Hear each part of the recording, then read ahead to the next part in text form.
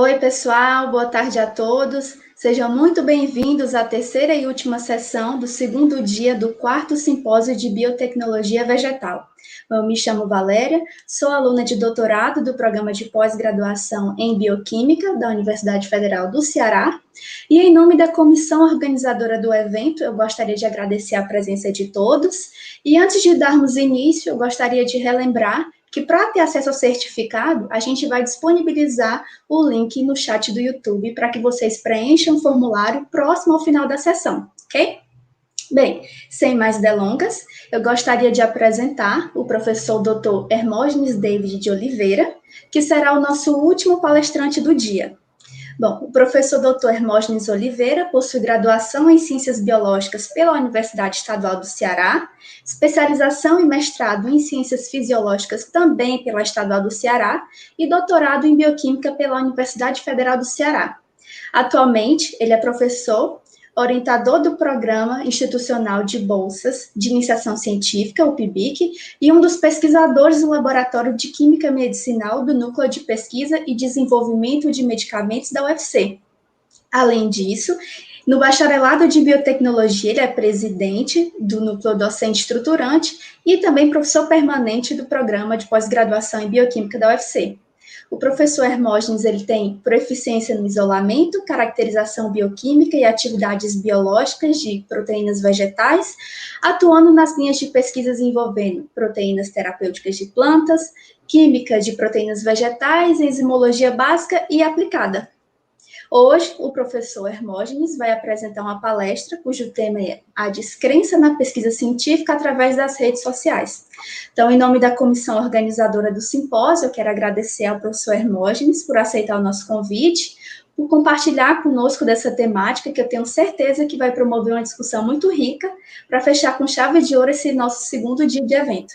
Então, vocês que estão compartilhando, nos acompanhando, fiquem à vontade para mandar todas as dúvidas, comentários no nosso chat do YouTube, que elas serão respondidas no final da palestra.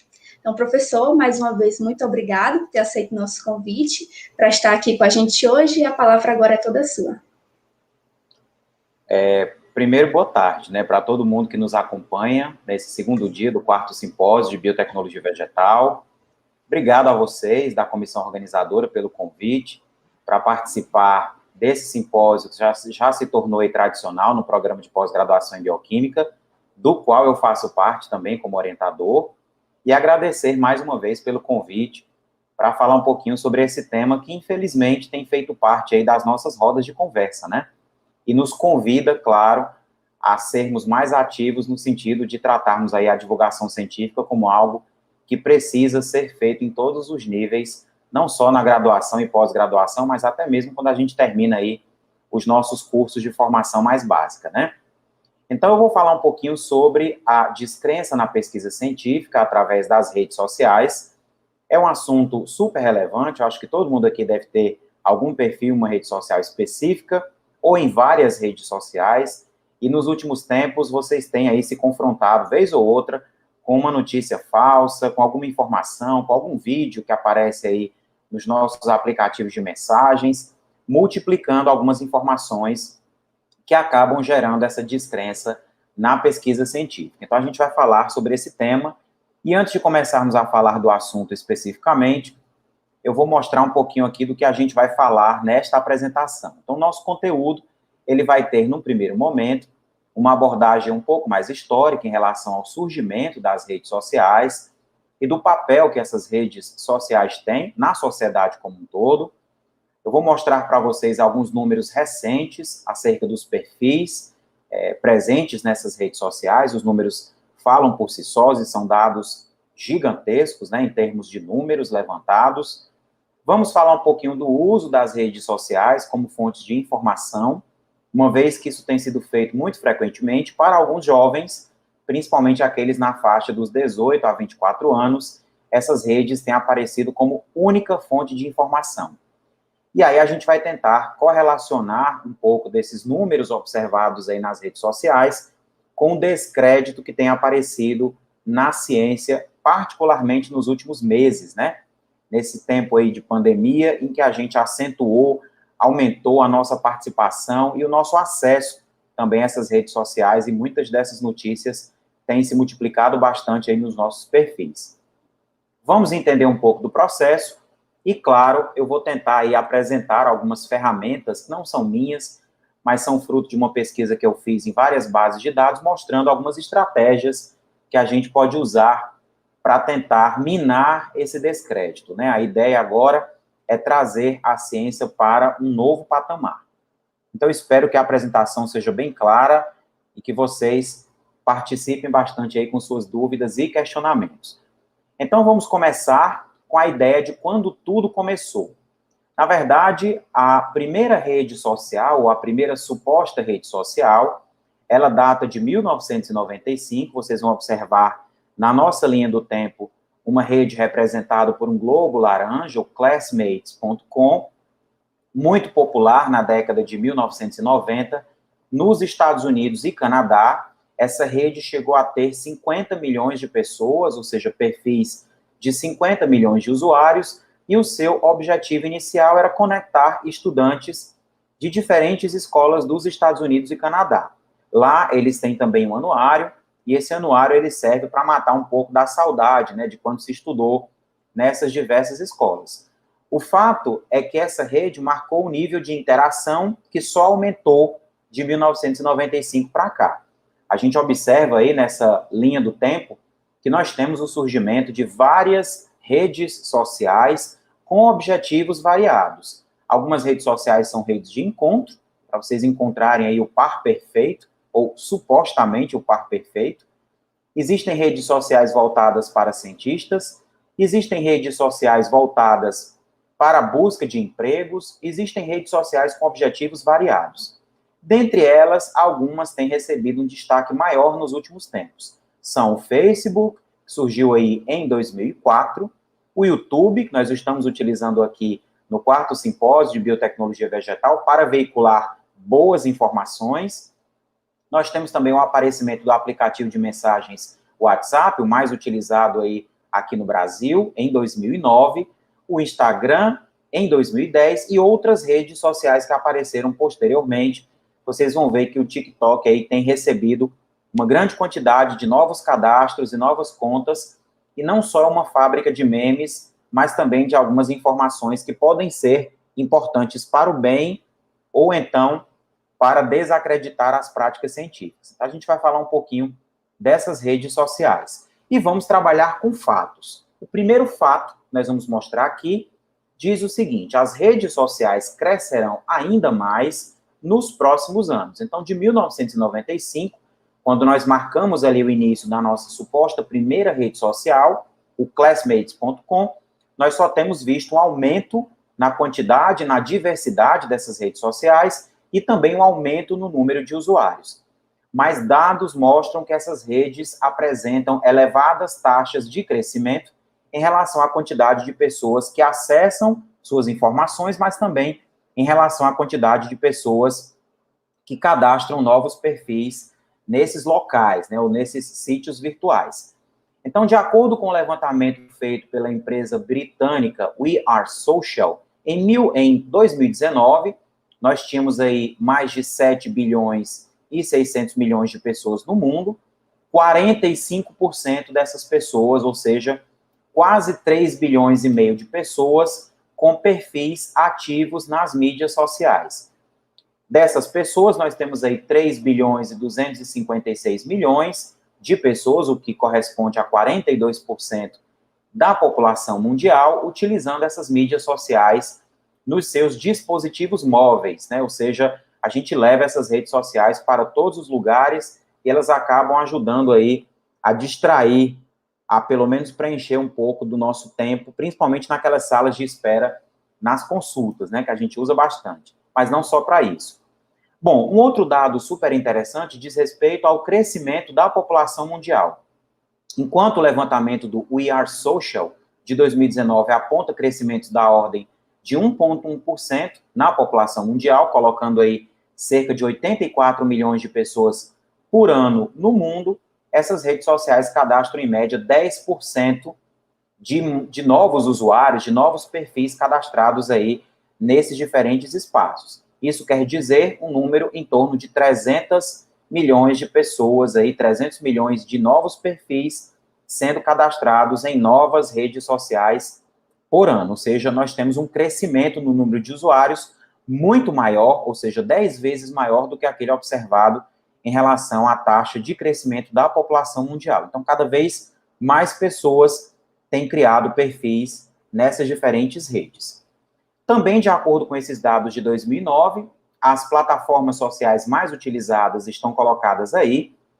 Nós temos no topo da lista, em termos mundiais, o Facebook, com mais de 2 bilhões de usuários ou contas. O YouTube aparece em segundo lugar, com quase 2 bilhões de perfis ou contas criadas. O WhatsApp em terceiro, o Facebook Messenger na quarta posição, o WeChat ali aparecendo na quinta e o Instagram aparecendo, portanto, na sexta posição, sendo seguido por várias outras redes que aparecem aí na sequência. Aqui no Brasil, a gente tem aí um levantamento que mostra que 95% dos internautas têm, na verdade, contas no YouTube, sendo essa a rede social preferida dos brasileiros. Mas no Facebook, a gente consegue encontrar 130 milhões de contas. Quer dizer, um número muito grande quando a gente compara com os dados da população brasileira.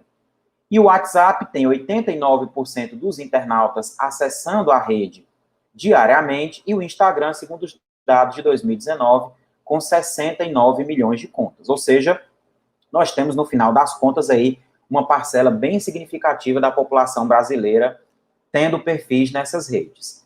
Se nós atualizarmos agora os dados para 2020, nós mostramos que no mundo permanecemos com aquele ranking, onde no topo nós encontramos o Facebook e o YouTube. O Facebook agora com mais de 2 bilhões e meio, né, de usuários. O YouTube com mais de 2 bilhões de novos usuários cadastrados. Nós temos aí no Instagram mais de 1 bilhão de usuários ativos. E tem aparecido aí, pelos anos de 2017 e 2018, uma rede social nova chamada TikTok, que explodiu, que virou febre nos últimos meses, contando agora com 800 milhões de usuários. Ou seja, nós temos redes sociais muito povoadas em termos de quantidade de perfis encontrados. Bom, no geral, em termos mundiais, passa-se em média 6 horas e 42 minutos conectados na internet todos os dias. Passa-se, né? O pessoal aí costuma utilizar a internet para o trabalho, mas também para outras finalidades. É a barra branca que vocês observam aqui na nossa representação. Mas o Brasil está em segundo lugar, em termos mundiais, no que diz respeito ao tempo gasto por dia utilizando a internet. Nós passamos 9 horas e meia e ficamos em segundo lugar nesse ranking mundial, perdendo apenas para as Filipinas, no caso, onde a população passa aí 10 horas conectada, utilizando a internet não só para trabalho, mas também para lazer e acessando os perfis dessas redes sociais. Então, o brasileiro passa muito tempo online. E dessas 9 horas e meia em relação ao Brasil, nós gastamos 3 horas e 34 minutos utilizando mídias sociais. Ou seja, 1/3 do tempo que nós usamos todos os dias de internet, nós gastamos acessando informações nessas redes sociais, enquanto a média mundial é de 2 horas e 16 minutos. Mais uma vez, ficamos aí atrás das Filipinas, mas eu não sei se esse é um dado que a gente precisa conquistar, né? Ou seja, esse primeiro lugar, não sei se ele deve ser buscado, que, na verdade, lá as pessoas passam mais de 4 horas conectadas somente acessando os seus perfis nas redes sociais, ou seja, muito, muito tempo. Então, isso quer dizer que um post nas redes sociais tem o potencial para alcançar muita gente. Primeiro, porque nós temos mais de 3 bilhões de pessoas com acesso a essas mídias sociais utilizando dispositivos móveis, ou seja, isso pode ser feito a todo e qualquer momento. Em segundo lugar, um post pode alcançar muita gente que fica, na verdade, conectada por muito tempo. Aqui no Brasil, nós ficamos conectados por 9 horas e meia. E esse tempo inclui, inclusive, esse tempo de conexão, o valor de 1/3 de horas aí dedicados ao uso dessas nossas redes sociais. Então, os posts têm um potencial de alcance inimaginável, ou seja, a gente consegue alcançar uma grande quantidade de pessoas que passam muito tempo conectadas nessas redes sociais. O nosso segundo fato, importante aí, diz respeito a essa questão do uso das redes sociais como veículo de consumo de informação. Acredite, no geral, as redes sociais têm sido utilizadas por mais do que 2,4 bilhões de usuários de internet, o que equivale a aproximadamente 64,5% das pessoas que apresentam aí o uso diário de internet, que acabam acessando essas redes sociais para a busca de notícias, né? Aquelas notícias de última hora têm aparecido principalmente nos perfis desses usuários que falamos agora há pouco. E na América Latina, para 1 em cada 3 internautas, nós temos as redes sociais como única fonte de informação. Mais do que isso, jovens de 18 a 24 anos são os que mais usam as redes sociais para entender o que está acontecendo no seu país ou na sua região. 38% deles dizendo que consultam essas redes sociais como única fonte de informação. Então, nós já vimos que essas redes são acessadas por uma grande quantidade de pessoas, por muito tempo, e para algumas delas, essas redes têm sido utilizadas como única fonte de informação. Daí você já tem uma ideia do impacto que isso pode causar em relação à ciência.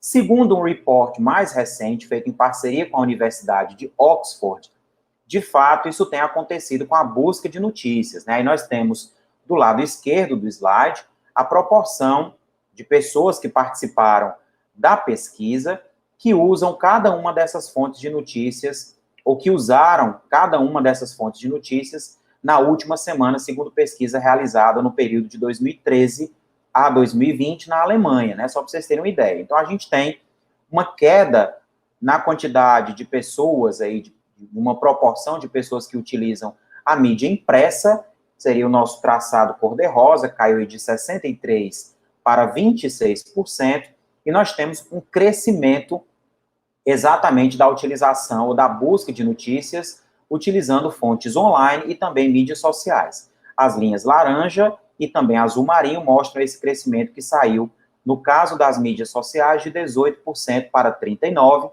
e no caso das pesquisas feitas online, incluindo as mídias sociais, nós tivemos um crescimento de 63% para 69%. Ao passo que a TV começou a ter aí um uso percentual menor, nós saímos de 82% para 72%, quando a gente compara com o crescimento observado para o uso online, né? Ou seja, o uso dessas diferentes mídias para acesso de notícias. Não é à toa que os principais canais de TV têm investido aí na ideia de multiplataformas, né? Se vocês observarem, por exemplo, a CNN, Band News, a Globo, a SBT e vários outros têm trabalhado seus diferentes canais ou fontes de informação, porque as pessoas têm buscado essas informações em fontes diferentes para além daquela da TV e mídia impressa. Quando a gente considera também a confiança dessas diferentes fontes de notícias e informações, agora já particularizando essa questão da confiança para as pesquisas feitas relacionadas ao coronavírus, aí vocês vão observar esta representação mostrada do lado direito do slide, nós temos um dado bem interessante, 2 dados interessantes que podem ser obtidos a partir daí. Então, aqui nós temos uma média da pesquisa feita em 6 países, considerando essa confiança, né, que se tem nessas diferentes fontes de notícia e informação sobre o coronavírus. Na última semana, esses dados são de abril de 2020. Então, as pessoas tendem a confiar mais, principalmente naquelas divulgações que são feitas em relação aos perfis, né, por exemplo, de cientistas, das organizações nacionais de saúde, das organizações globais de saúde, e esse nível de confiança vai diminuindo quando a gente considera, por exemplo, as divulgações que são feitas por pessoas comuns e que a gente não conhece tão bem. É o que já é esperado, considerando essa questão da busca por informações. As pessoas também tendem a confiar menos, principalmente nas informações que são obtidas a partir das mídias sociais e também naquelas oriundas a partir dos aplicativos de mensagem. Menos do que o que nós observamos, por exemplo, principalmente nos nossos sistemas de busca, como é o caso, por exemplo, do Google, e nos sites de vídeo, como o YouTube, né, que nós utilizamos aqui também para buscar informações. Então, a gente tem observado que muitas pessoas têm perfis em redes sociais, utilizam essas redes sociais como fonte de notícias, mas muitas delas consideram que as notícias veiculadas ali, dependendo, obviamente, do que se encontra por lá, não é tão confiável assim. O que é algo bom quando a gente considera essa questão da nossa temática principal, que é o descrédito das nossas práticas científicas. Quando a gente considera a proporção de jovens de 18 a 24 anos que utilizaram cada uma dessas fontes que vocês observam aí na tabela como fonte de notícias acerca do novo coronavírus, isso na última semana, considerando a pesquisa feita em abril deste ano, a gente observa percentuais variados aí para o Instagram, para o Snapchat e também para o TikTok, né? Ou seja, tem pessoas buscando informações sobre o coronavírus até mesmo na famosa geradora de memes, que é o TikTok.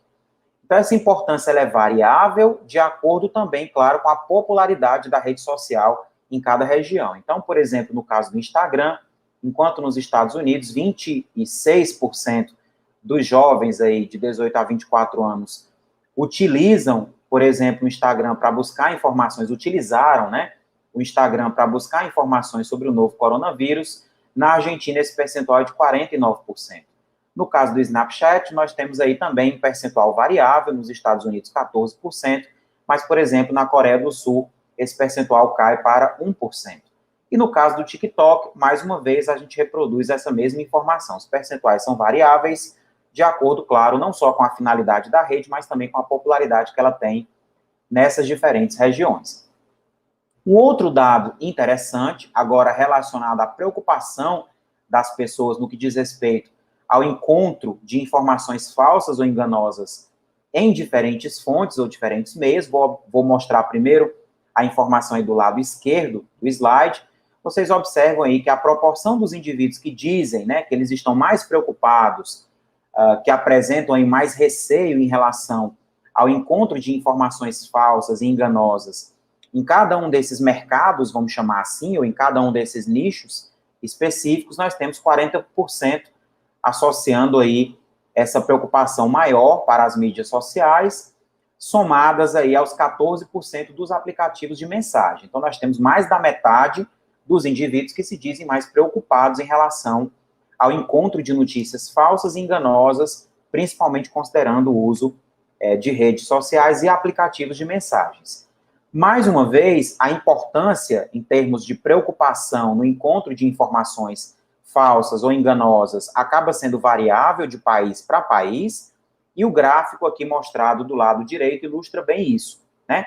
Vocês observam, por exemplo, nas Filipinas, Estados Unidos, Coreia do Sul, Japão, Quênia e também no Brasil, as preocupações, o percentual, a proporção de indivíduos que se diz aí mais, considera aquela rede social como mais preocupante em relação à presença de notícias falsas ou então em informações que geram desinformação, é bastante variável. Então, por exemplo, nas Filipinas, nós temos uma alta proporção para o Facebook, mas na Coreia do Sul, principalmente para o YouTube. Já no Japão, o Twitter aparece aí com destaque maior. E aqui no Brasil, as nossas duas principais redes sociais, nós considerarmos o Facebook e o WhatsApp, são as que foram citadas aí pela maior proporção de indivíduos que se dizem mais preocupados em relação ao encontro de informações falsas e também enganosas nessas redes sociais. Ou seja, se nós pensarmos que os jovens, principalmente aqueles de 18 a 24 anos, utilizam essas mídias sociais como fonte única de informação, nós já sabemos que lá nós vamos ter um risco maior dessas pessoas encontrarem informações que podem distorcer fatos científicos e, claro, diminuir a sua credibilidade. O gráfico mostrou uma informação que a gente ilustra melhor neste mapa, né? Aqui nós temos exatamente essas proporções de indivíduos em diferentes países, regiões, que se dizem mais preocupadas, ou as redes sociais mais preocupantes em relação a essas informações que foram passadas para vocês. Então, vocês observam aí no gráfico um destaque em azul marinho para o Facebook. Nós temos aí em verde o WhatsApp, o Twitter aparece com essa cor meio esverdeada e a cor de rosa para o YouTube. Então, esses percentuais, eles são variáveis, claro, mais uma vez, de acordo com a popularidade que essas redes sociais têm em diferentes regiões. Então, a gente não pode dizer, por exemplo, que existe uma rede social principal, embora o mapa nos dê um destaque maior para o Facebook, que tem sido agora discutido amplamente em relação às suas políticas, principalmente em relação à parte de divulgação de resultados, né, que tem, inclusive, interferência política. Essa popularidade ruim que tem sido associada às redes sociais foi, na verdade, alimentada também por esse documentário, que se tornou um sucesso no Netflix, né, que traz aí o The Social Dilemma, o dilema das redes, e que trata de alguns aspectos que foram reportados por ex-funcionários que trabalharam, portanto, nessas redes sociais e que conhecem alguns dos segredos e artifícios que são até chocantes, né, para a gente entender que esses ambientes podem ser extremamente insalubres para a nossa saúde mental. Então, esses segredos, eles já foram, inclusive, publicizados por alguns veículos, dentre eles a BBC, e são 5 os principais segredos relacionados também a essas redes sociais. O primeiro deles, e o mais chocante, é: se você não estiver pagando pelo produto, você é o produto. Ou seja, faz-se de tudo para que você permaneça mais tempo conectado, e isso dá a possibilidade de você ser exposto a um número maior de anúncios, ou de anúncios em geral.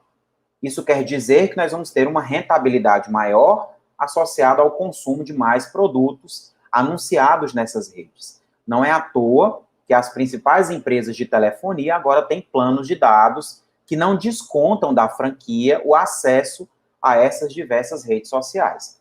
Muito provavelmente porque você é o produto. O nosso segundo segredo, não tão bom, diz respeito à ideia de que essas ferramentas são desenhadas para viciar e manipular. É muito chocante porque, por exemplo, existe um vídeo produzido pela BBC que diz que existem só 2 indústrias que consideram as pessoas como usuários. Uma delas, das redes sociais, e a outra de drogas, né? Então, somente nessas 2, nós somos chamados de usuários. Então, dá para vocês terem uma ideia da importância desses eventos de vício e manipulação.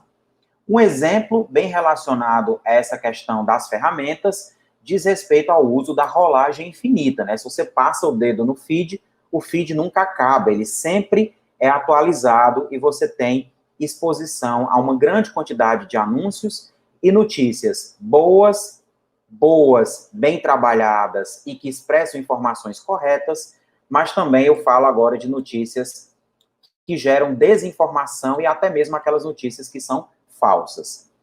Essas redes sociais também trabalham com recompensas. Essas recompensas têm sido chamadas aí de chupetas digitais, né? É algo que é bem chocante. A ideia é a seguinte: aquele comentário agradável, né? Na foto que você postou, as curtidas que você recebe no seu perfil, elevam seus níveis de dopamina, te dão uma sensação de que você recebeu um pequeno presente e você quer, após cada postagem, permanecer mais e mais tempo na rede. E a gente vai reforçando os outros segredos. Você fica mais tempo conectado, você é o produto, você é exposto a mais anúncios, a rolagem infinita te entrega cada vez mais informações e você fica ali tempos e tempos procrastinando, né? O que é algo muito ruim para a produtividade em geral e também para a sua vida social e psicológica.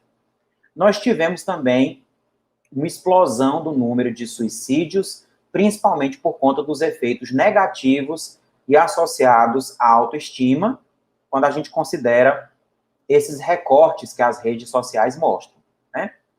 Se vocês observarem, nós temos redes sociais onde as fotos são super perfeitas e muitas pessoas tendem a imaginar que aquilo é a vida da pessoa, quando na verdade aquilo é um recorte de um momento da vida daquela pessoa.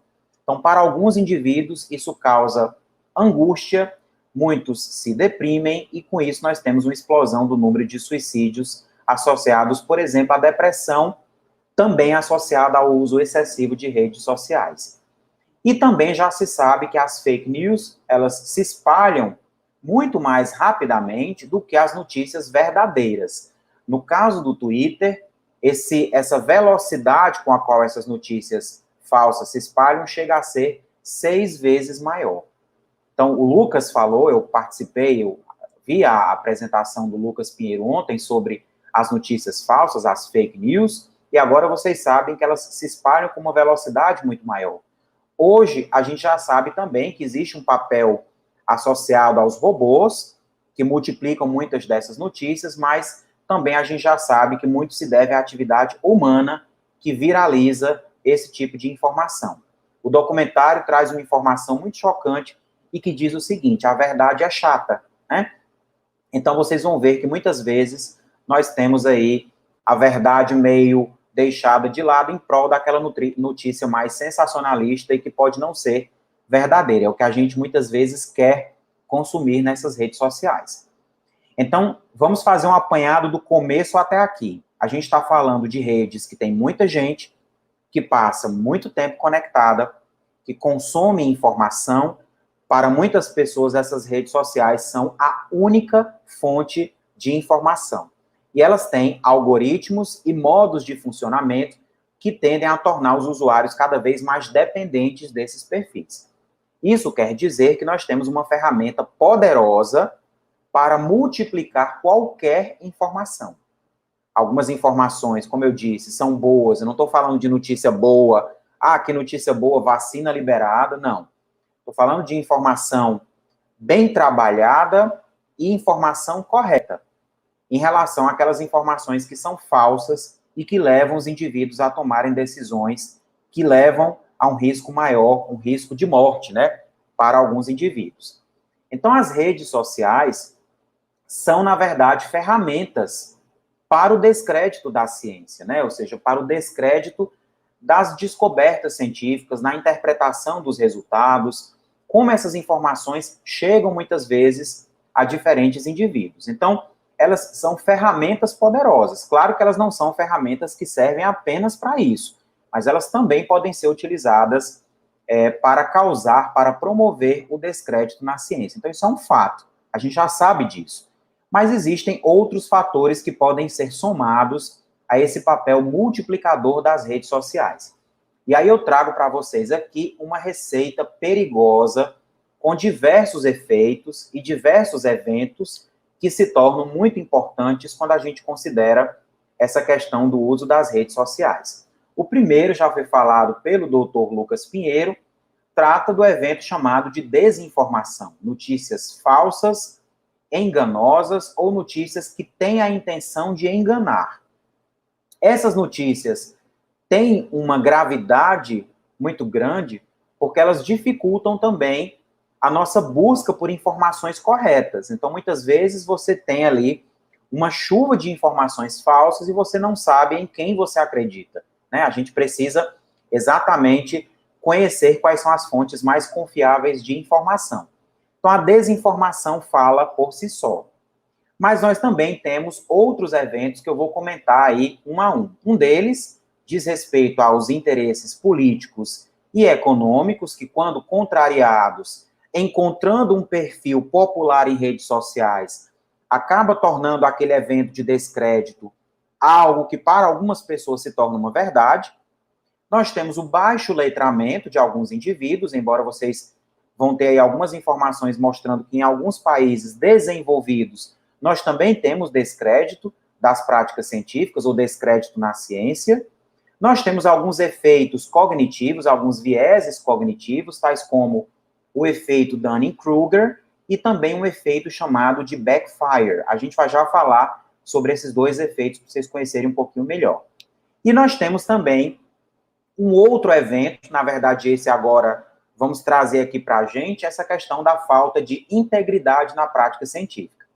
Os casos de plágio, retratação de artigos, dentre outros eventos que têm aparecido em muitos periódicos, minam muitas vezes a confiança da população nas práticas de ciência, de uma maneira geral, levando a um descrédito também na ciência. Mais uma vez, quando essa falta de integridade encontra alguém para multiplicar esse evento, os indivíduos dizem, olha, de fato a ciência não é confiável, né? Por quê? Porque existe muita fraude, existem muitas alterações, existem muitos dados fabricados para tentar criar alguma condição específica atrelada a algum interesse político, privado. Então as pessoas entram nessa linha e a notícia acaba se multiplicando dessa forma. E nós temos também, claro, a bolha científica. A gente vai falar um pouquinho sobre a importância da divulgação e como fazer divulgação científica de forma eficiente, né? Porque muitas vezes a gente divulga informações científicas, mas essa informação científica, ela não é tratada para todos os públicos. É uma informação científica para cientistas, né? Então a gente vai conhecer um pouquinho de algumas estratégias que podem ser utilizadas para tentar furar essa bolha na qual nós nos encontramos. Então, vamos comentar alguns desses eventos para vocês terem uma ideia da importância deles em relação a esse descrédito na ciência. Primeiro, nós temos um artigo aí da pesquisa FAPESP, de outubro de 2019, que diz que 73% dos brasileiros desconfiam da ciência e 23%, pasmem, consideram que a produção científica pouco contribui para o desenvolvimento econômico e social do país. Imaginem só, né? Por isso que eu falei no começo da nossa apresentação que esse é um tema que convida a uma participação mais ativa da comunidade científica, não só para divulgar, mas também para mostrar como a ciência é feita, né? Muitas pessoas não conhecem o método científico, como as pesquisas são conduzidas, os artigos avaliados, dentre outros aspectos. Mas isso não é exclusividade do Brasil. Olha, na França e no Japão, 77% dos entrevistados relacionados a esse tema também colocaram a ideia de que desconfiam da ciência, declararam desconfiar da ciência como um todo. Aqui no Brasil, a percepção e o engajamento em relação à ciência são fortemente eventos, né, fortemente influenciados por crenças religiosas. Boa parte dos indivíduos que responderam os questionamentos relacionados a esse tema dizem que quando a ciência confronta a religião, eles tendem a optar pelo que diz a religião em detrimento do consenso científico apresentado. E em países mais desiguais, observa-se que as pessoas tendem a desconfiar mais da ciência do que naquelas nações que são mais igualitárias. Então, se essa ciência é tão boa assim, por que eu ainda não usufruí dos benefícios trazidos por ela? Né? Então, as pessoas começam a desacreditar na ciência como um todo, porque não entendem que ela traz benefício em termos de crescimento e desenvolvimento social e econômico. Né? Em muitos países, a gente não vê um desenvolvimento econômico e social distribuído de maneira mais igualitária. Bom, um outro encontro que muitas vezes não é feliz é o encontro de política e interesses privados com práticas científicas. Aí a gente pode entender essa ideia dos interesses econômicos e políticos contrariados de duas maneiras. Quando, por exemplo, a classe política distorce ou divulga informações científicas que não são verídicas, ou muitas vezes que precisam ser estudadas um pouco mais, tentando utilizar a sua influência para fazer a população acreditar numa determinada informação. Então, nós temos aí um interesse relacionado àquele tipo de informação, como também, em alguns casos, nós podemos ter interesses econômicos e políticos associados a práticas científicas, uma vez que essas práticas são praticadas por pessoas que se corrompem e isso acaba minando a confiança nos demais pesquisadores idôneos e que fazem suas pesquisas de maneira honesta, coletando as informações, seguindo o fluxo bonito e estabelecido pelo método científico. O fato é que, no geral, a população desconhece o que é ciência e também os seus métodos. Apenas para vocês terem uma ideia, uma pesquisa de percepção pública de ciência e tecnologia no Brasil, isso feito em 2019, essa pesquisa foi feita pelo Centro de Gestão e Estudos Estratégicos, por demanda do Ministério da Ciência, Tecnologia Inovações e Comunicações mostra que 73% dos pesquisados acreditam que antibióticos servem para matar vírus, né? Então, daí vocês têm uma ideia de que muitas pessoas não conhecem o básico, né, em relação às práticas científicas. E aí, nesse caso, é importante nós termos um papel mais ativo, no sentido de levar ciência para fora dos locais onde esses resultados são gerados, para que nós tenhamos um debate público mais qualificado, né, para que as pessoas consigam conversar sobre temas variados de maneira mais aprofundada, conhecendo os assuntos em suas raízes e em suas bases, né? Nós vivemos muitas vezes em sociedades em que as únicas pessoas que leem artigos são pesquisadores que estão ali naqueles seus momentos de pesquisa, né? Os estudantes de mestrado e doutorado durante aqueles seus períodos de pós-graduação e os pesquisadores que orientam esses trabalhos que permanecem a vida inteira estudando para tentar construir novas ideias, novas hipóteses, trabalhar novas informações e pensar também novas descobertas. Mas a sociedade, de uma maneira geral, não tem o hábito de ler trabalhos e tentar entender o que aquele trabalho quer dizer para a sociedade. Então, a gente também tem alguns fatores importantes nesse processo. Apenas para vocês terem uma ideia desse evento que nós falamos agora há pouco, né, quando a gente fala dessa primeira questão de interesses econômicos e políticos contrariados, vejam bem o que acontece por aqui. Nós tivemos aí, no site da Jovem Pan, 23 de setembro de 2020, uma notícia colocada por lá, dizendo: nenhum dado que vem da China é confiável, diz o Rodrigo Constantino sobre o uso da Coronavac, né? E aí você já tem uma ideia, é um descrédito nas práticas científicas ou na ciência que vem da China, é um descrédito relacionado ao país, é um descrédito relacionado a ambos, ou nós temos interesses políticos e econômicos contrariados, né? Segundo o presidente da República, o Jair Bolsonaro, a Coronavac não será comprada até que nós tenhamos evidências científicas e, claro, a aprovação de uso pela Anvisa. A população brasileira não será cobaia. Esse dado diverge das informações que nós vemos na mídia, de uma maneira geral, quando o governo federal gastou mais de R$ 1,5 milhão na produção de comprimidos de cloroquina.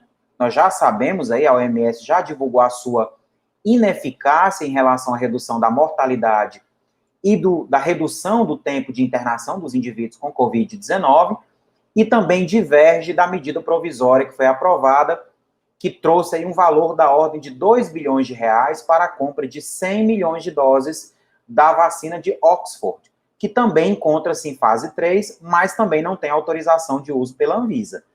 Então, será que nós não temos um interesse contrariado, né? Isso não gera, por exemplo, uma xenofobia associada a essa questão da própria vacina chinesa?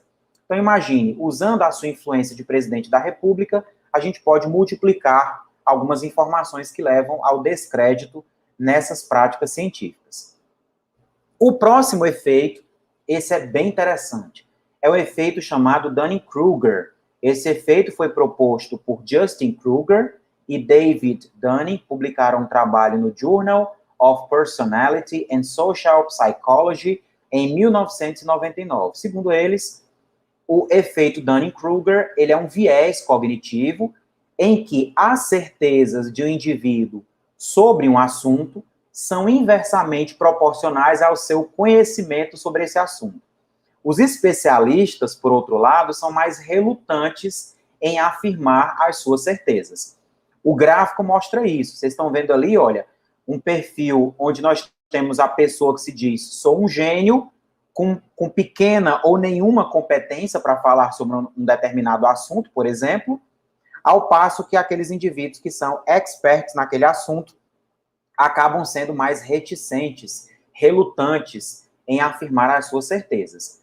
Isso é bem verdade porque vocês já devem ter recebido pelo WhatsApp, ou mesmo devem ter visto nos perfis nas redes sociais de vocês, vídeos de pessoas que explicam com um nível de excelência absurda a ideia de que os termômetros de infravermelho causam lesões e podem promover, por exemplo, problemas com a pineal, né?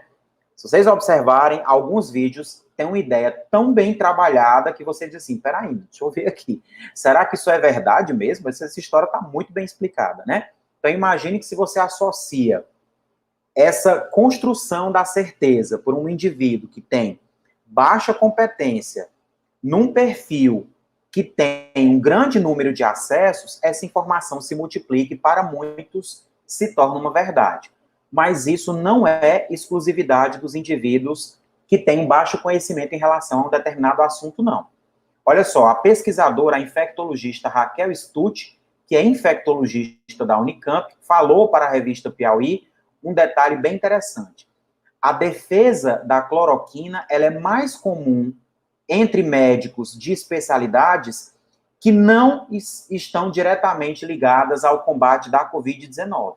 Então, boa parte dos profissionais de medicina que defendem o uso ainda, né, da cloroquina para o tratamento da Covid-19 são, por exemplo, cirurgiões, anestesistas, radiologistas e não trabalham na linha de frente no combate da Covid-19.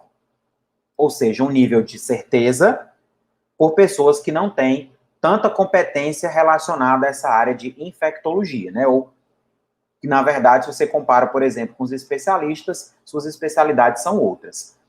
Só para vocês terem uma ideia, o YouTube tirou do ar um vídeo intitulado Covid-19 e Ivermectina, é uma videoaula para médicos, foi publicado por uma radiologista chamada Lucy Kerr, e este vídeo foi um dos vídeos mais populares da plataforma sobre o assunto, tendo mais de 1,1 milhão de visualizações. Então tá aí o encontro de um nível de certeza, de um viés cognitivo, associado a esse efeito Dunning-Kruger, né, que nós já conhecemos, com uma rede social capaz de multiplicar essa informação.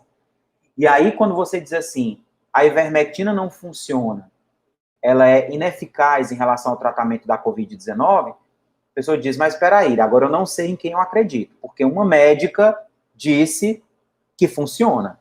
Existe um protocolo que deve ser utilizado, ou que pode ser utilizado para o tratamento da doença.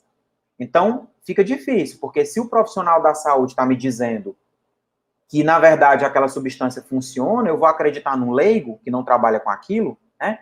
Então, a gente começa a criar situações que só pioram essa nossa condição associada ao descrédito nessa prática. Mais do que isso, o El País divulgou uma notícia que coloca o seguinte, você não pode convencer um terraplanista e isso deveria te preocupar. Isso se deve a um outro viés cognitivo chamado efeito backfire. Segundo o efeito backfire, nós temos mais uma vez esse viés cognitivo, os indivíduos tendem a não considerar a opinião de ninguém quando você tenta desmistificar um mito, e pelo contrário, elas só reforçam a sua forma de pensar. Então, vocês já devem ter visto aí casos de pessoas que morrem tentando provar que a Terra é plana, né? Então, muitas dessas pessoas a gente não consegue convencer de que a Terra não é plana, mesmo com todas as evidências, com dados, por um evento simples, né? E uma ideia também muito simples. Um mito simples, ele é cognitivamente mais atrativo do que uma correção excessivamente complicada. Por isso que os especialistas em desmistificar esses mitos dizem que você precisa construir explicações simples para tentar preencher a lacuna da retirada de um mito ou da retirada de uma informação falsa. Né? Se você tenta retirar essa informação falsa com explicações muito complexas, a pessoa vai ter um reforço às suas formas de pensar e ela vai continuar com aquela forma de pensar em relação àquele assunto. Então, ela não vai considerar a sua informação e vai manter aí seus próprios pontos de vista, né? Mais uma vez, no caso desses indivíduos, se nós temos uma rede social que pode ser utilizada como ferramenta para multiplicar informações dessa natureza, a gente cresce e cresce em práticas que levam ao descrédito.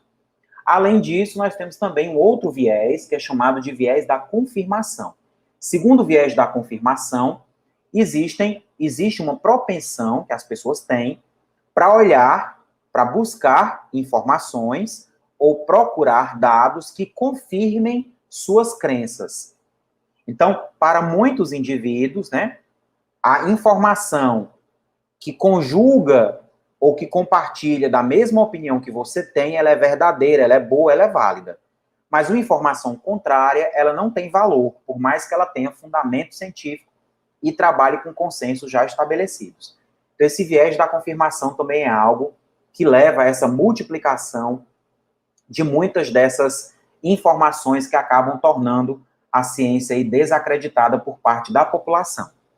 E nós temos também um problema que causa descrédito, mais uma vez, encontrando aí uma forma de ser multiplicado nas redes sociais, que é a ocorrência das fraudes científicas, né? Isso acontece até mesmo em periódicos super renomados, como é o caso do The Lancet, que precisou recolher, né, esse trabalho da hidroxicloroquina ou cloroquina, que trouxe a informação de que a hidroxicloroquina ou cloroquina causava um risco, uma maior mortalidade nos indivíduos, bem como causavam problemas de arritmia. E aí, o que se observou foi que a empresa que forneceu os resultados não forneceu todas as informações permitindo uma análise independente das informações que foram submetidas para a publicação, e aí o artigo foi, então, retirado.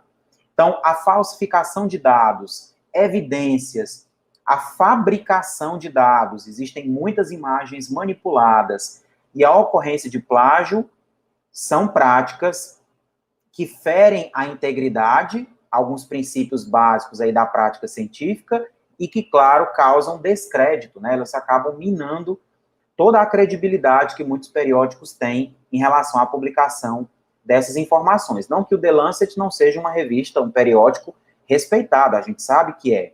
E a ideia de se retratar, né, ou de se retirar o trabalho, é super válida, né? Isso mostra um critério do periódico no sentido de analisar criteriosamente as informações recebidas.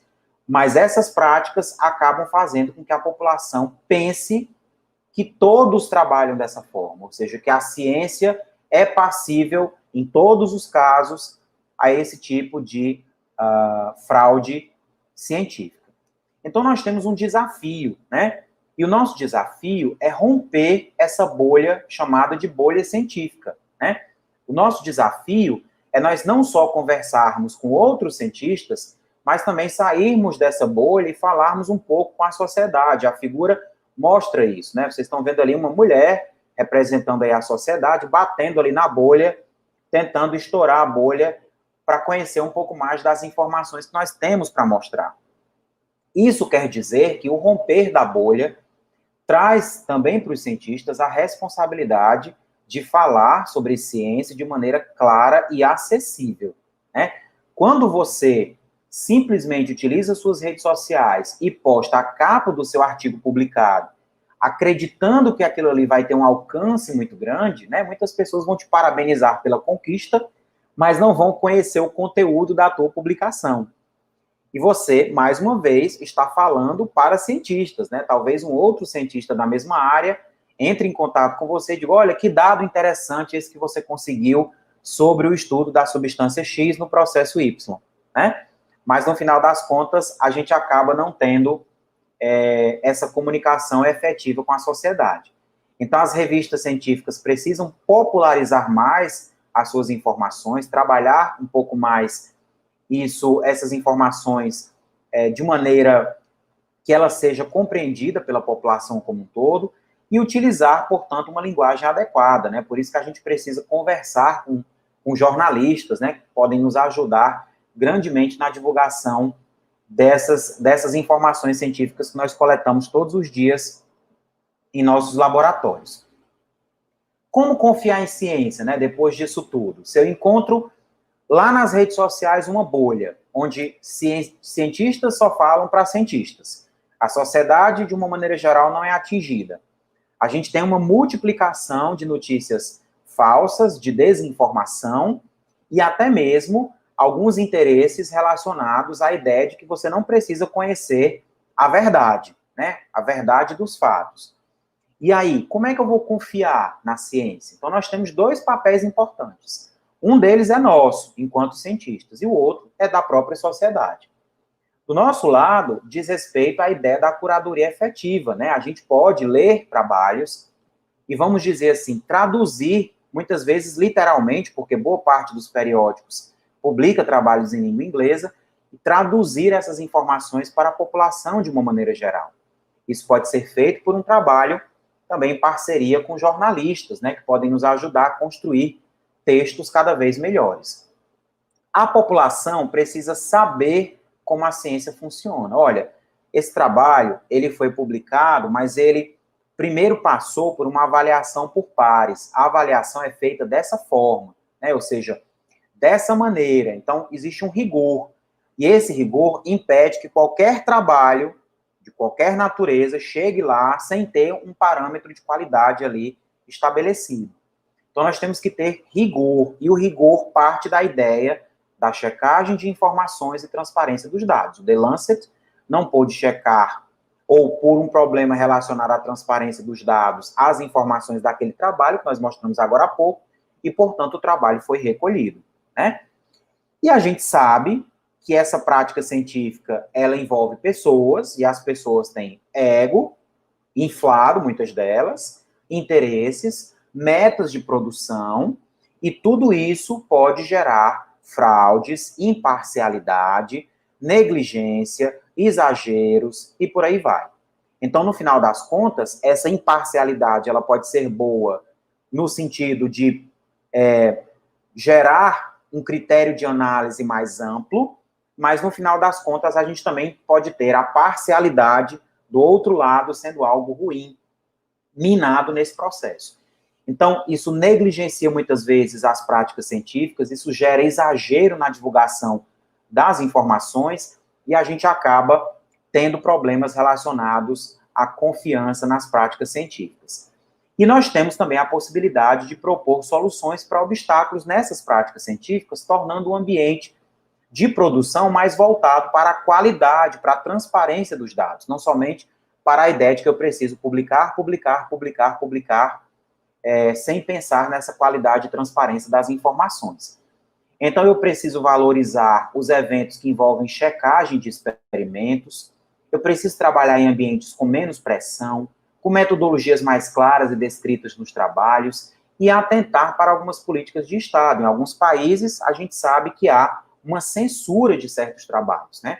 Alguns trabalhos não foram publicados porque os governos impediram que essas publicações viessem à tona por trazer algo que não era interessante para alguns políticos. Então, a gente sabe que isso também pode acontecer e a gente precisa de um ambiente mais saudável nesse aspecto. E em relação à população, a gente precisa trabalhar também, nós precisamos educar as pessoas na ideia de que elas precisam checar as informações que elas recebem. Elas precisam identificar as informações, se elas são ou não provenientes de veículos confiáveis, de autores que têm um nome específico relacionado a um assunto. Não que isso dê 100% da credibilidade, mas o checar faz parte dessa atividade de curadoria.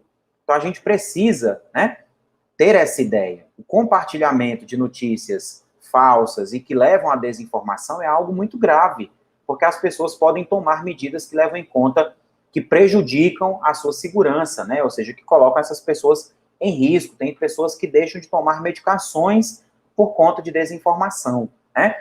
Então, a gente precisa confirmar se essas informações foram compartilhadas, se elas são de fato verdadeiras, qual é o veículo, quem foi o responsável pela divulgação dessas informações, quem são os pesquisadores ou quem são os envolvidos na geração daqueles dados. Ou seja, a gente precisa trabalhar todos esses tópicos de maneira continuada junto à população. Significa dizer que a gente precisa sair da nossa bolha científica e mostrar para as pessoas que isso de fato precisa ser feito. Tá certo? Então, mais uma vez, esse tema, a gente poderia até passar um pouquinho mais de tempo por aqui falando sobre ele, mas eu acredito que a gente conseguiu um nível de abrangência que facilitou aí a comunicação de todos. Tá bom? Então, obrigado, e eu estou aí à disposição para as perguntas, para os questionamentos de vocês.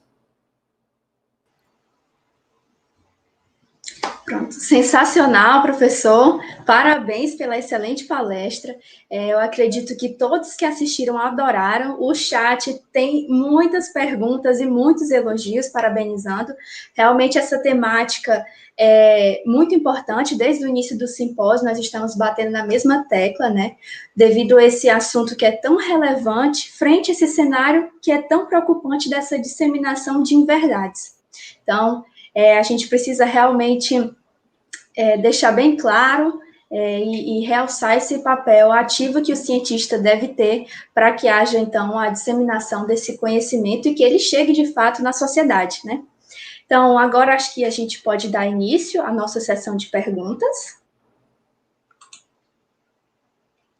Bom, então a primeira pergunta é do Luca Milério. Ele parabeniza o professor pela apresentação e pergunta: até onde podemos responsabilizar essas grandes redes pela disseminação das fake news? Na sua opinião, houve negligenciamento por parte delas nessa problemática?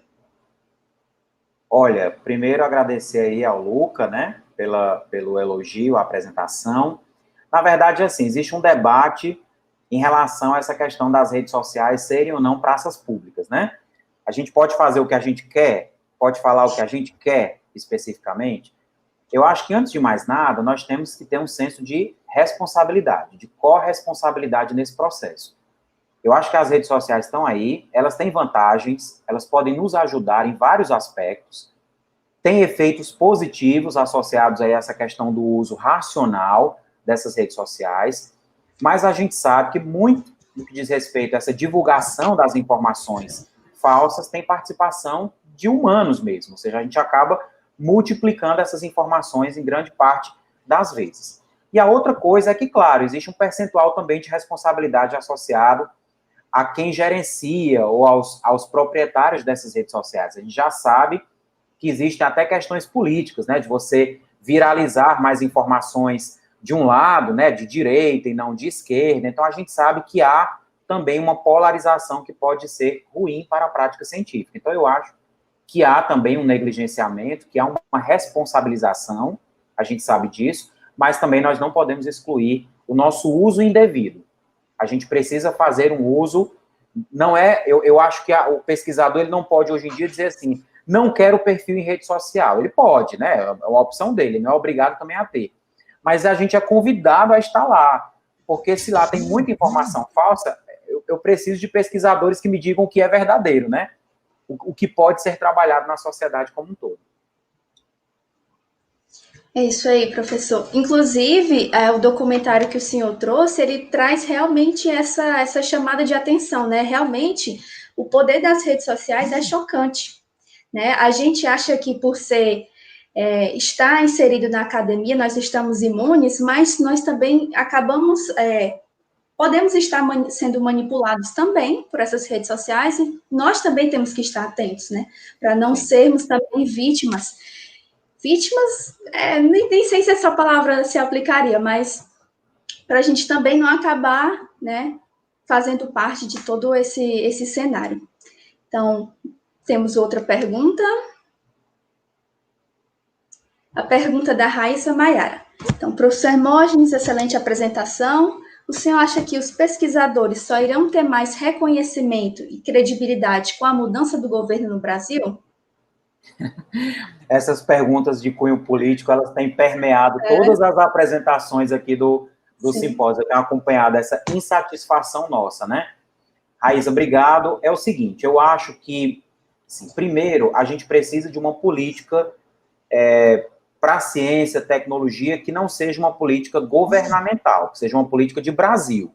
Não é algo que o Hermógenes, quando presidente, vai fomentar, mas quando outra pessoa, quando a Raíssa for presidente, ela vai desfazer tudo que o Hermógenes fez e vai tentar colocar a sua cara naquele processo. Eu acho que a gente precisa de algo que ultrapasse governos, uma política nacional que ultrapasse esses governos, que garanta um fomento à pesquisa e não um corte continuado em termos de contingenciamento do que se gasta com ciência e tecnologia. Então, acho que a gente precisa disso. A questão da credibilidade, a gente precisa combater essa falta de credibilidade com informações que tragam essa credibilidade à tona. Então, mais uma vez, nós pesquisadores temos um papel muito relevante no sentido de começarmos, né, um papel mais ativo nessas redes sociais, para tentar desmistificar alguns eventos, para passar mais algumas informações verdadeiras, para traduzir aquele resultado, para interpretar aquele artigo científico, para aproximar a sociedade da universidade, ou seja, quebrar essas barreiras que muitas vezes, essa bolha, né, furar essa bolha, nós falamos agora há pouco. Agora, o reconhecimento por parte do governo, a gente sabe que depende dos governantes. Então, o reconhecimento, por exemplo, que nós temos hoje, ele é mínimo, né? Ou seja, a gente ali já foi colocado com vários adjetivos, na verdade, pejorativos nesse processo. Então, esse reconhecimento por parte de quem nos governa depende dos governos. Mas a sociedade, ela precisa da gente nesse papel também. Excelente colocação, professor. E mais um comentário, o senhor acabou falando aí de reconhecimento e o senhor havia mostrado que os brasileiros não reconhecem, né? Então, a importância e a verdade que a ciência traz para a sociedade. Então, eu queria fazer uma pergunta que seria mais ou menos nesse viés. Então, a gente sabe que as próprias agências de fomento, frente a esse corte, né, de verba que vem do governo, elas acabam optando por trabalhos e pesquisas que não incentivam, né, aliás, que incentivam um projeto que visa um produto final e não a pesquisa básica. Então, como é que a gente, além de mostrar para a sociedade o papel que nós temos, mostrar também para o governo que ciência básica também faz parte de fazer ciência?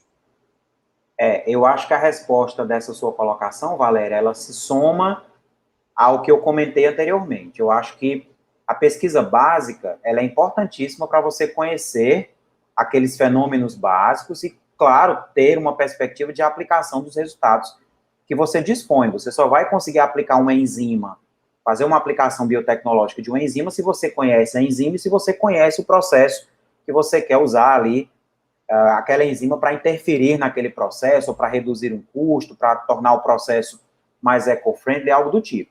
Então, a gente precisa ter a pesquisa básica como algo que vai gerar informações e que vai nos dar bases para voos mais altos. Em princípio, eu não precisaria reforçar esse papel da pesquisa básica, né? Isso é meio óbvio para quem trabalha com isso. A questão é a visão de quem está lá. Por isso que eu me preocupo bastante quando eu trabalho com os estudantes de graduação. Eu digo, olha, eu me preocupo com as posturas de vocês em sala de aula, porque pode ser que um dia vocês sejam ministro da Ciência, Tecnologia Ciência, Tecnologia, Inovação e Comunicações, né? Vocês sejam pessoas que vão ditar algumas regras. Então, se as visões começam erradas aqui embaixo, lá na frente a gente vai ter outros interesses que não aqueles relacionados ao desenvolvimento econômico, social, dentre outros aspectos. Então, eu acho que a gente não precisaria ficar dizendo, olha, a pesquisa básica é importante, a pesquisa básica é importante. Agora, o que é que o governo faz? Traz uma urgência para a inovação tecnológica num país que está ficando para trás em relação a essa questão da geração de novas tecnologias. Nós estamos ficando cada vez mais dependentes de tecnologias geradas fora do país e dizem assim, olha, eu tenho 10 mil reais. Eu não posso investir em pesquisa básica porque eu tenho pouco recurso. Então, a ideia dos cortes, ela é utilizada para justificar, muitas vezes, uma alocação desigual de recursos, tanto para a pesquisa básica, como também para a pesquisa mais aplicada. Então, como é que você justifica, por exemplo, corte de recursos que inviabilizam bolsas de iniciação científica? Institutos Nacionais de Ciência e Tecnologia, como é que você justifica isso agora? Se são práticas que vão levar essas pessoas a terem um interesse despertado ali pela ciência, no caso dos bolsistas, de iniciação científica, para virarem pesquisadores futuramente. Eu digo para os meus alunos que o efeito mais grave dos cortes, né, na minha opinião, o efeito mais grave dos cortes não é nem a falta de dinheiro per si, é o fato de que essa falta de recursos gera falta de perspectiva. Para muitos, não vale mais a pena. Né, a gente tem uma evasão de pessoas da ciência, porque para muitas pessoas não vale muito a pena investir nessa área, porque nem recurso eu tenho. Então, para mim, esse é o efeito mais grave, é você minar o interesse que as pessoas podem ter e querer desenvolver ciência e tecnologia. Com certeza, professor. Então, nós temos uma próxima pergunta do Lucas Pinheiro. Então, professor Hermógenes, como podemos combater tanta notícia falsa e desinformação divulgadas pelos formadores de opinião da internet? E pior ainda, quando a desinformação parte de órgãos oficiais. Olha, Lucas, primeiro eu quero também parabenizá-lo pela palestra de ontem, assisti, gostei bastante, muito interessante também, porque de alguns aspectos que você mencionou muito bem ontem. Agradeço aí a pergunta. Olha só, a gente tem iniciativas muito positivas nesse aspecto, né? O fato de nós termos tantas notícias falsas também fez com que surgissem os caçadores de mentiras, né? Hoje nós temos verificadores de notícias. A agência Lupa, aqui em território nacional, faz muito bem isso, né? Mas nós temos o Fato ou Fake, que é do pessoal do G1, então temos vários caçadores nacionais e internacionais de notícias falsas. O que a gente precisa fazer também no nosso ambiente é tentar ampliar a nossa participação enquanto divulgadores científicos em relação à sociedade. Eu acho que a gente precisa ter um papel de protagonismo maior. Eu acho que é legal quando você tem, por exemplo, um pesquisador, um professor, como o Hugo Fernandes, que tem um programa agora na Band News. Isso veio à tona, né, em relação também a essas queimadas no Pantanal. Muitas pessoas estão se tornando mais críticas em relação a esse aspecto. A gente democratizou bastante o acesso à universidade, então tem pessoas agora muito plurais nas universidades, então eu acho que é uma soma de fatores que vão nos ajudar nesse combate. Agora, não é um trabalho individual, é um trabalho coletivo. Eu acho que eu preciso apoiar os divulgadores científicos, eu preciso checar as informações, eu preciso ser responsável. Eu, nos grupos de WhatsApp, eu sou um chato da vida. Se aparece uma fake news lá, eu corto na hora. Eu vou lá e olha, é fake, isso não é verdadeiro, principalmente nos grupos de família, porque são pessoas que muitas vezes não têm a formação que a gente tem e não sabem pesquisar ou curar aquela informação para saber se ela é verdadeira ou não. Né? Então, só para a gente ter aí mais ou menos uma ideia. Então, acho que é um trabalho aí coletivo. Agora, essa questão da desinformação nos órgãos oficiais, lamento dizer, só mudando quem está à frente de muitos desses órgãos oficiais. Não vejo outro, porque, pelo amor de Deus, tem alguns absurdos que só com uma reciclagem ali de pessoas. Enquanto houver indicação, a pessoa indicada, ela vai ter o rabo preso e ela não vai colocar as pautas que não venham a convergir com aqueles seus interesses particulares, tá? Pode fazer quantas perguntas quiser, eu estou aqui à disposição de vocês. Pronto, temos outra pergunta. E a pergunta é do Dani Camargo, parabenizando também o professor pela apresentação, e pergunta, gostaria de saber quando e como o senhor resolveu usar as redes sociais como meio de divulgação científica. Rapaz, isso foi recentemente, né? Agora, por conta dessa questão da pandemia também, isso me inquietava bastante, sempre me inquietou muito, né? Na verdade, isso começou há alguns meses, por incrível que pareça, né?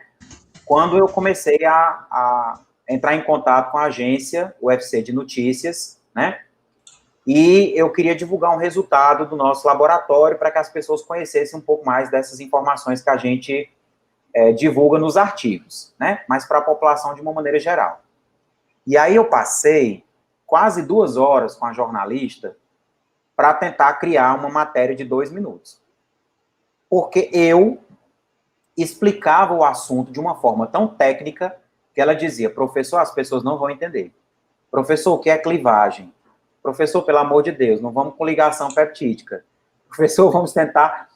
E aí, eu comecei a perceber que as pessoas queriam saber daquela informação, porque foi uma notícia que foi amplamente divulgada, né? Assim, na sociedade como um todo. Tivemos muitos contatos por parte da imprensa, e que aquela publicidade dada só foi grande porque eu consegui utilizar uma linguagem apropriada graças às orientações que eu recebi da jornalista. E aí, em março, eu disse, olha, eu acho que eu vou criar um perfil profissional, que é o professor Hermógenes, que eu tenho hoje no Instagram, para fazer divulgação científica. Mas eu não quero fazer divulgação científica.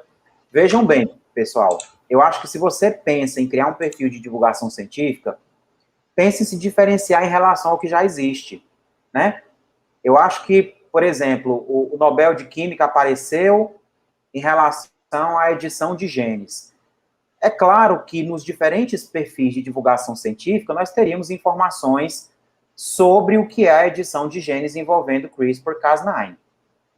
É lógico, né? As pessoas iam saber quem são as pesquisadoras, quem é Jennifer Doudna e por aí vai. Então, as pessoas iam publicar sobre isso.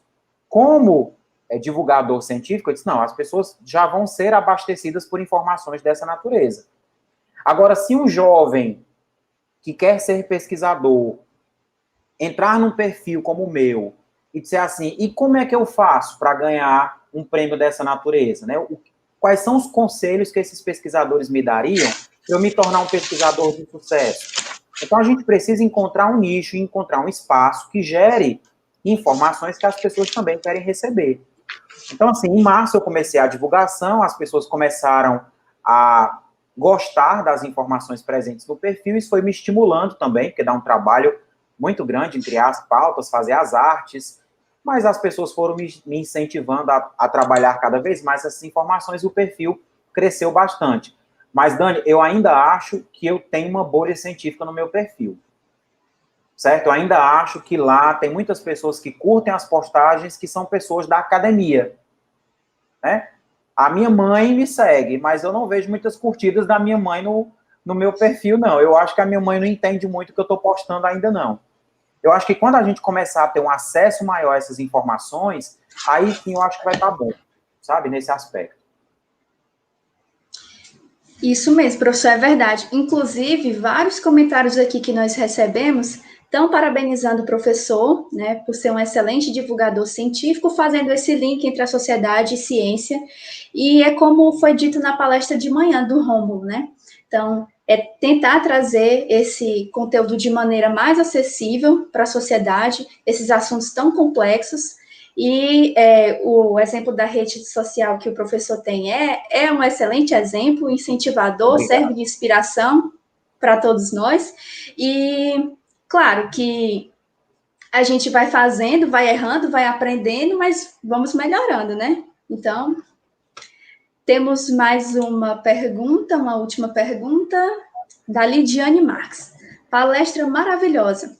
Gostaria de saber se existe alguma iniciativa no âmbito de projetos de extensão na bioquímica para preparar os estudantes para realizarem essa divulgação científica de qualidade. Olha só, Lidiane, primeiro, obrigado. É o seguinte, na graduação, nós temos o projeto de extensão chamado PIQD, o Programa Integrado de Qualificação Discente. Você egressa do curso de biotecnologia, você conhece um pouquinho do PIQD. O PIQD faz divulgação científica, inclusive, nós recebemos um convite recentemente de uma grande escola de Fortaleza para gravar um podcast por eles, né, também chancelando um pouco essa parceria entre universidade e escolas para que essa divulgação seja cada vez mais ampla. Então, espero que esse podcast saia em breve. Mas, assim, na pós-graduação, nós tínhamos uma disciplina, na verdade, era uma proposta de inserção social, embora a disciplina que é coordenada pelo professor Bruno faça muito bem isso, né, porque o simpósio é um fruto de um projeto dessa natureza, a gente precisa aprender outras coisas também. Eu acho que a gente precisa conhecer marketing, precisa, né, ter algumas informações sobre marketing, a gente precisa o marketing digital, a gente precisa conhecer o texto jornalístico, a gente precisa conhecer algumas informações que atualmente eu não vejo ainda, por exemplo, no programa de pós-graduação em bioquímica. Eu não me atrevi ainda a criar algo do tipo por falta de tempo, né?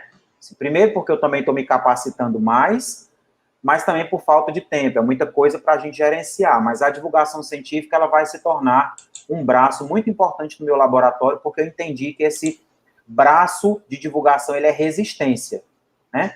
Enquanto nós formos resistência, a gente vai barrar pelo menos num determinado nível, né? A gente vai conseguir barrar pelo menos que essas informações cheguem às nossas pessoas mais próximas, né? É isso aí, professor. Bom, então parece que para já acabaram os questionamentos no nosso chat. Então, se o senhor ainda tiver alguma colocação ou quiser pontuar alguma coisa a mais, fica à vontade. Bom, eu queria deixar duas mensagens que eu acho que são importantes aí para todo mundo. Primeiro, mais uma vez, essa questão é coletiva, né? Essa descrença na ciência envolvendo redes sociais é uma luta que a gente precisa vencer, mas de maneira coletiva. Eu acho que tem que ter a participação ativa de todo mundo. Então, escolhe o divulgador científico que você gosta ou aqueles que você gosta mais e apoia, sabe? Multiplica as informações, manda as informações para os seus parentes, para os seus amigos, ajude, né? Faça com que aquelas postagens tenham alcances cada vez maiores para que elas cheguem a mais pessoas. Então, isso é um fato, é uma luta coletiva. A outra coisa muito importante nesse aspecto é assim: quer começar a fazer divulgação de ciência, tenta utilizar também uma linguagem mais acessível, né? Ficou feliz com aquela tua publicação lá na Nature que tu fez? Muito legal você postar a capa do artigo. Mas põe lá um outro card dizendo assim, o que é que essa pesquisa mostra? Por que que isso é importante? O que que a sociedade ganha com isso? Lamentavelmente, ou não, a gente precisa evidenciar o que nós temos feito de bom e os impactos que nós podemos ter, levar ali para a sociedade. Então, você também é um influencer dentro do seu nicho. Você é um influencer na sua casa, você é um influencer na sala de aula, você não precisa ter 1 milhão de seguidores para ser um influencer. Então, sejam bons influencers de ciência, tá bom? Então, obrigado mais uma vez pelo convite, e eu estou à disposição lá no Professor Hermógenes, manda direct lá, que sempre eu posso, eu respondo, adoro interagir com as pessoas também. Meu uso de redes sociais é um pouco mais limitado, porque senão eu não produzo, né? Ou eu faço uma coisa ou eu faço outra, então eu tenho que me distribuir muito bem. Então, obrigado mais uma vez. Obrigada, professor. Nós vamos chamar aqui o professor Dr. Bruno Rocha, também vai fazer uma pequena participação. Olá. Então, eu queria complementar aí a pergunta que foi feita por último ao Hermógenes, né? O que é que nós podemos fazer enquanto programa de pós-graduação, o que é que dá para ser feito, né? Na verdade, assim, essa iniciativa do simpósio já é uma tentativa de trazer esse tema. Corriqueiramente, a gente está trazendo o tema da divulgação científica para o debate, vendo a importância de que essa divulgação tem não só para o programa em si, mas para a ciência como um todo. E o Hermógenes citou uma coisa bem bacana. Eu já ofertei uma vez disciplina de iniciação social com essa perspectiva de tentar criar algum tipo de estratégia para, como diria, furar a bolha, ou tentar incrementar o simpósio com algumas outras vertentes que digam respeito à pós-graduação, à graduação, ou até mesmo à sociedade de uma maneira mais... Mas não é trivial, não é fácil, a gente precisa realmente, talvez, fazer dessa disciplina algo coletivo, né? Entre os professores do programa, juntar 3, 4 professores, tentar, para diminuir também a carga, que é organizar esse tipo de evento, organizar esse tipo de estratégia, pensar, talvez, as redes sociais do programa, né? Que seria muito, muito importante, e criar conteúdo, fazer de todas as nossas disciplinas uma fonte de conteúdo para o programa de pós-graduação em bioquímica. Acho que seria muito interessante. Concordo. Com essas aulas remotas, né, a gente aproveitou para fazer alguns elementos, e eu vou divulgar em breve no meu perfil pessoal mesmo, na minha conta do YouTube, algumas das iniciativas que foram muito bacanas de apresentar biofísica de forma mais lúdica ou de uma forma que dialogue com as redes, né? Então, eu acho que a gente tem que se estimular, e somos nós mesmos que temos que fazer e construir essa rede que traga realmente a informação verdadeira, que mostre a ciência como ela é e a importância que ela tem para a sociedade. E aí eu aproveito para agradecer enormemente aí o Hermógenes, que é um companheiro de longa data, né? Formamos em biologia juntos, estamos trabalhando junto hoje, meu chefe de departamento. E queria agradecer ao trabalho excepcional que esses meus alunos estão fazendo aí, os alunos da disciplina de estágio docência 3, que, mais uma vez, só me surpreende. Todo semestre, todo ano que a gente faz esse simpósio, ele só fica mais interessante, mais organizado. E eu duvidei do formato virtual, que a gente pudesse conseguir em tão pouco tempo, mas nós conseguimos e já vou parabenizando antecipadamente vocês. Abraço, gente. Obrigada, professor Bruno, pela participação. Bom, então, para finalizar, eu gostaria de agradecer a participação de todos. Tenho certeza que esse momento está sendo de muito proveito a todos os inscritos e participantes no evento. Em nome da comissão organizadora, eu quero agradecer novamente ao professor Hermógenes por ter aceito o nosso convite, por partilhar um pouco dessa sua experiência, que a gente sabe que é um trabalho muito engrandecedor, né, algo que não tem preço, esse papel do cientista, fazendo essa conexão, ciência e sociedade, enfim. Agradecer também a participação do professor Bruno, agora para finalizar. E, por fim, eu gostaria de fazer o convite para a nossa palestra de amanhã, no nosso último dia de simpósio, com a professora doutora Érica Mota, que vai nos presentear com a palestra acerca da Covid-19, vacina e respostas imunológicas. Então, não percam, é amanhã, às 10 horas, no nosso canal do YouTube. Então é isso, pessoal. Muito obrigada. Esperamos que vocês estejam gostando do nosso evento e aguardamos vocês amanhã. Um excelente fim de tarde a todos.